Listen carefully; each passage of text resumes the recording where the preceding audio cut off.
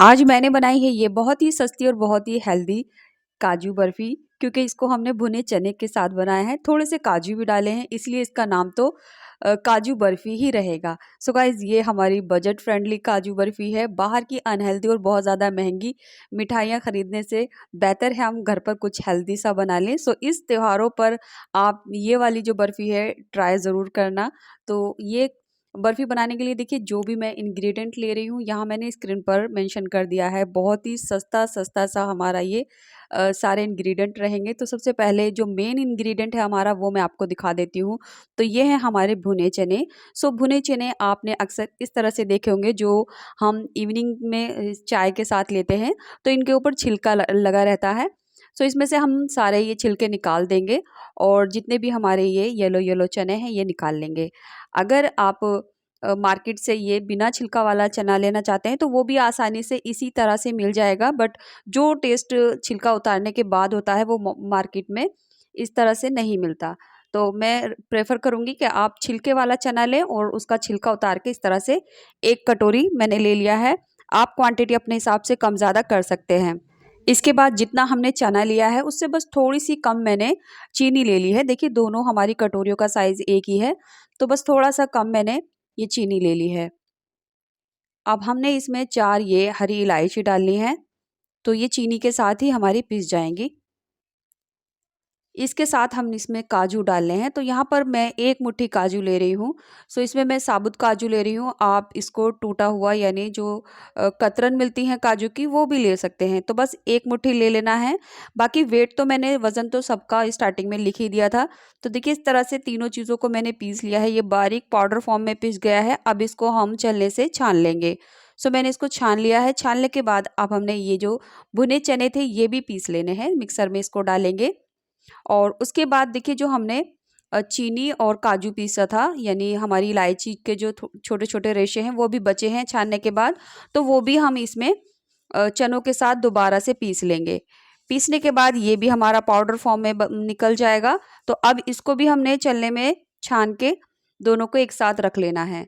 सो ये हमारा देखिए 2 पाउडर एक साथ हमने मिला लिए। इसके बाद ये मेरा मिल्क पाउडर है, तो ये 10-10 रुपए के पैकेट आराम से मिल्क पाउडर के मिल जाते हैं।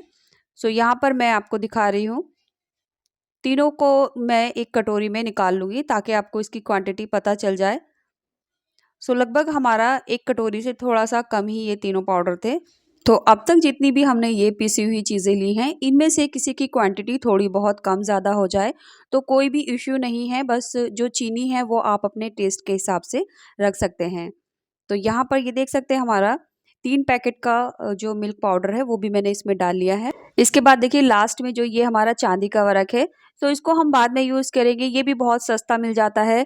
4 रुपए का 1 पेपर होता है जिसके ऊपर चांदी का वर्क लगता है, तो जितने भी हमें ज़रूरत होगी हम इसमें से ले लेंगे। अब इनको हमने एक बाउल में ट्रांसफ़र कर लेना है और अच्छे से मिक्स कर लेना है। इसके बाद मैं इसमें देसी घी डाल दूँगी, तो यहाँ पर 3 से 4 चम्मच हम देसी घी डालेंगे। घी को मैंने थोड़ा गरम कर लिया था। अब घी डालने के बाद हमने इसको मिक्स कर लेना है, तो अब हमने हाथों का यूज़ करना है। अच्छी तरह से हमने इसको मिक्स कर लेना है। मिक्स करने के बाद अब हम दूध लेंगे, तो दूध के साथ हमने इसका एक डो बनाना है। तो देखिए, यहाँ पर हमने गरम करने के बाद ये ठंडा दूध है। अब इसमें हमने थोड़ा-थोड़ा करके ऐड करना है। सो जितनी भी ज़रूरत होगी उसके हिसाब से करेंगे। इसके बाद अब मैं थोड़ा-थोड़ा करके स्पून से ऐड करूँगी। सो 1 से 2 स्पून मैं और डालूँगी। तो लगभग पूरा डो बनाने के लिए हमें 5 से 6 चम्मच दूध की ज़रूरत होगी। ज़्यादा इसको हमने सॉफ्ट नहीं करना, तो थोड़ा-सा हम इसको हार्ड भी बनाएँगे। इस तरह से हमने मिला लेना है और जब हम इसको इस तरह से मिक्स करेंगे तो देखिए, ये खुद ब खुद ही बनता चला जाएगा और हमारे हाथों पर जितना भी चिपका होगा वो सब निकल जाएगा। सो यहाँ पर आप देख सकते हैं, अच्छे से हमने इसको मिक्स कर लिया है और ज़्यादा दूध डालने की भी ज़रूरत नहीं पड़ी। अब देखिए, ये हमारा डो तैयार हो गया है। बिल्कुल सॉफ्ट नहीं करना, थोड़ा-सा हार्ड ही रखना है और जो हमारे हाथ हैं वो भी खुद ब खुद ही साफ़ हो जाएँगे जब हम इसको अच्छे से मसलेंगे। तो अब इस स्टेज पर आकर हमारी काजू कतली यानी काजू बर्फ़ी का जो मिक्सचर है वो तैयार हो चुका है। इसके बाद हमने देखिए, जो हमारा काउंटर है इसके ऊपर अच्छे से इसको पहले साफ़ कर लेना है, फिर इसके ऊपर थोड़ा-सा हाथों पर घी लगाकर स्प्रेड कर लेना है। सो यहाँ पर हमने इस तरह से थोड़ा सा घी लगा लिया है। इसके बाद जो हमारा ये काजू कतली का मिक्सचर था, इसको हम हाथों की हेल्प से फैला लेंगे। आप यहाँ पर बेलन का भी यूज़ कर सकते हैं, बट मैं बेलन का यूज़ नहीं कर रही हूँ, बस हाथों से इस तरह से फैला लूँगी और बहुत आराम से फैल जाएगा। उसके बाद देखिए चाकू की हेल्प से मैं इसको चौकोर शेप दे दूँगी। तो यहाँ पर हमने जो उसकी थिकनेस है वो अपनी बर्फ़ी यानी कतली के हिसाब से रखनी है। जितनी भी हमें कतली मोटी चाहिए वहाँ ये हम उतना ही सेट कर लेंगे और उसी के हिसाब से इसको अच्छी तरह से मैंने देखिए ये शेप दे दी है। सो बस हम इसको रेक्टेंगल कर लेंगे या फिर स्क्वायर शेप में चारों कॉर्नर बराबर कर लेंगे। और जब हम इसको इस तरह से फ्लिप करेंगे तो नीचे की साइड देखिए बिल्कुल इक्वल है यहाँ से। अब आगे पीछे कोई भी थोड़े से किनारे हमें लगेंगे तो हम इस तरह से दबाते हुए अंदर की तरफ प्रेस करेंगे और ये देख सकते हैं आप, इसकी जो थिकनेस है वो मैंने आधा इंच चौड़ी रखी है, तो इतना काफ़ी है, स्टैंडर्ड साइज़ है। तो बस ये हो गया है। अब हमने इसमें कतलियाँ बनानी हैं, तो उसके लिए देखिए एक कॉर्नर पर मैं 2 फिंगर की हेल्प से यहाँ पर मेजरमेंट लूँगी ताकि मेरी जो कतलियाँ हैं वो सब एक साइज़ की बने। सो इस तरह से कॉर्नर पे मैंने 2 फिंगर रखी हैं और सीज़र से हम इसको कट कर लेंगे। बाकी आगे भी मैं इसी तरह से कट लगाऊँगी।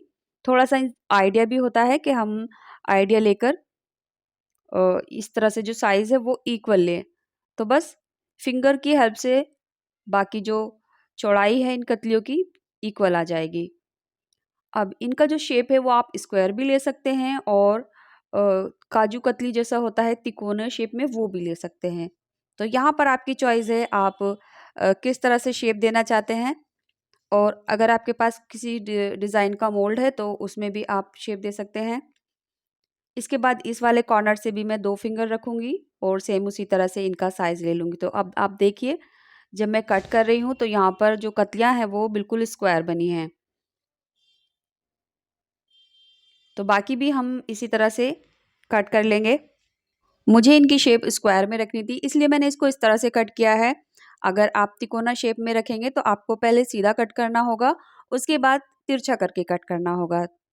तो लीजिए हमारी ये कतलियाँ कट हो चुकी हैं। अब हमने अपना चांदी का वर्क लेना है। सो ये जो चांदी का वर्क होता है ये पेपर के ऊपर पेस्ट हुआ होता है एंड काफ़ी इसमें टूटा हुआ भी निकल जाता है। जैसे कि आप मेरा देख रहे हैं तो इसमें काफ़ी टूटे हुए भी निकले हैं। तो अब देखिए बस इसके ऊपर हमने ये चांदी के वर्क रख लेने हैं। फिंगर की हेल्प से भी हम इसके ऊपर रख सकते हैं इस तरह से। तो आप देखिए कितने टूटे हुए निकले हैं ये। सो अब थोड़ा-थोड़ा मैं सभी पीस पे ये सारे वर्क लगा दूँगी। तो बस इसी के साथ हमारी काजू बर्फी रेडी हो गई है। अब इनको हम एक प्लेट में ट्रांसफ़र कर लेंगे। तो ये जब हम इसको उठाएँगे तो बहुत ही आसानी से उठ भी जाएँगी। तो नीचे की तरफ बिल्कुल चिपकी भी नहीं है, तो चिपकने का भी कोई इश्यू नहीं है। और आप देख सकते हैं कितनी परफ़ेक्ट हमारी काजू बर्फी बनी है। ये देखिए इनका जो साइज़ है और थिकनेस है वो बिल्कुल परफ़ेक्ट बनी है। सो गाइज़ अब इन सभी कतलियों को मैं प्लेट में ट्रांसफ़र कर लूँगी और उसके बाद आपको दिखाऊँगी और बताऊँगी इनका जो टेस्ट है वो कैसा बना है। तो इस तरह से हमने प्लेटिंग कर ली है और अब एक पीस जो हमारे साइड में कॉर्नर बचे थे वही मैं आपको खाकर दिखाऊँगी। तो जब हम इसको तोड़ेंगे तो ये देखिए टूटने के बाद जो इसका टेक्सचर है वो बिल्कुल एज़ इट इज़ हमारी काजू बर्फ़ी जैसे काजू कतली होती है बिल्कुल वैसे ही है। बहुत ही ज़बरदस्त टेस्ट है। सो मैं डेफ़िनेटली ट्राई करने के लिए आपको कहूँगी कि आप इसको इस त्योहारों पर घर पर ही बनाएँ और बाहर की अनहाइजीनिक और अनहेल्दी मिठाइयाँ ना लाएँ। Thanks for watching this video.